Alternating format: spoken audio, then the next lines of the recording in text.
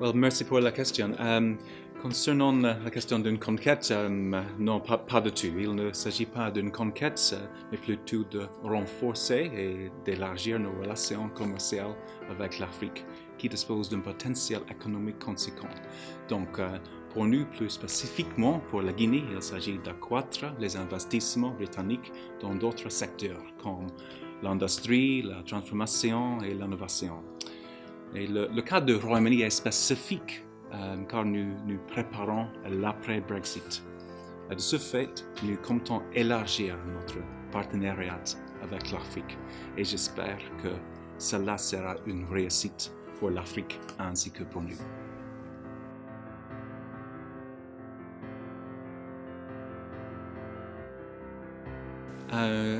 Je pense que cela n'est pas le cas.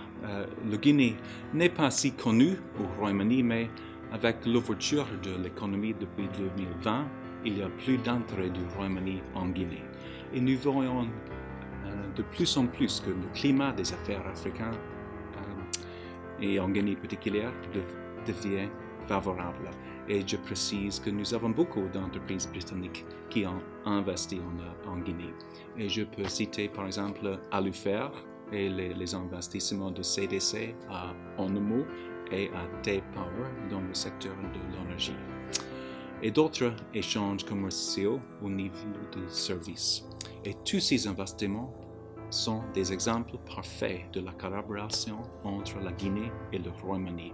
Et c'est cela que nous souhaitons accroître.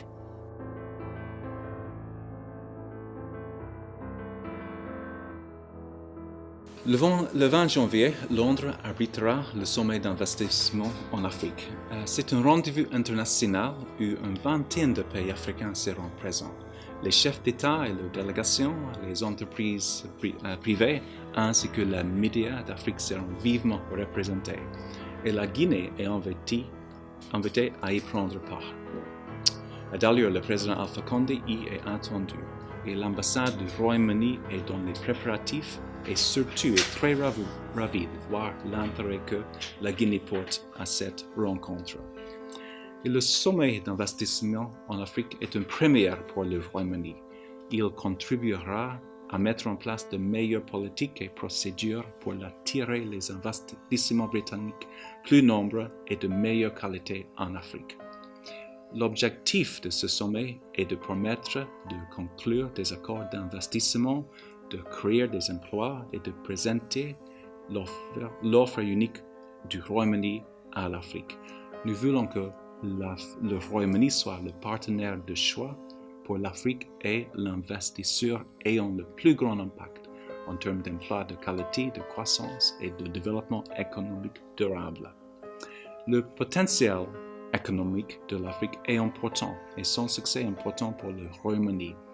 Ainsi, nous espérons que le sommet créera des partenariats qui généreront plus d'exportations, d'emplois et de croissance économique, ce qui profitera aux économies africaines et britanniques en mettant l'accent sur les femmes et les jeunes. Et le sommet d'investissement en Afrique sera l'occasion de renforcer les relations entre le gouvernement de la Guinée et le gouvernement du Royaume-Uni et améliorera l'engagement commercial des deux pays.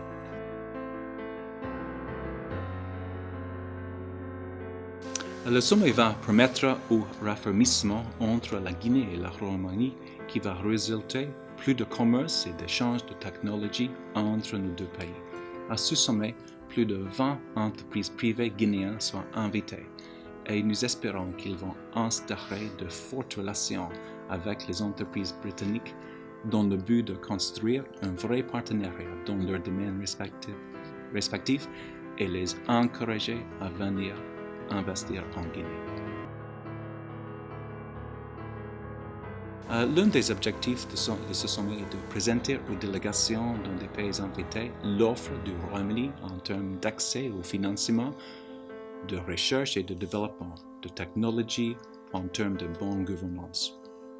C'est connu de tous que la Guinée est un pays très riche avec un grand potentiel minier, agricole et énergétique, en particulier hydroélectrique. Donc, À ce sommet, il sera une question de mettre ensemble les autorités guinéennes et britanniques, les entreprises britanniques et guinéennes et les institutions de développement pour discuter des projets qui ont besoin d'investissement.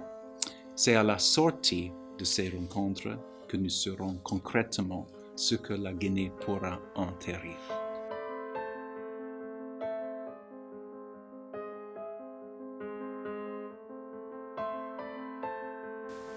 Les gouvernements doivent continuer des réformes et faire autant que possible pour améliorer le climat des affaires. Les règles et réglementations mises en œuvre créeraient plus de transparence et lutteront contre la corruption, ce qui encouragera l'investissement direct étranger. Ensuite, il est important de mettre des politiques économiques en place en vue de diversifier l'économie. Par exemple, un investissement dans le secteur à haute intensité de main-d'œuvre comme l'agriculture, l'industrie et la construction. Investir davantage dans l'éducation pour combler le déficit de compétences, cela permettrait aux jeunes Guinéens d'acquérir éventuellement des compétences que les investisseurs recherchent et promouvoir l'esprit d'entreprise chez les jeunes en leur apportant des appuis en termes d'accès au financement.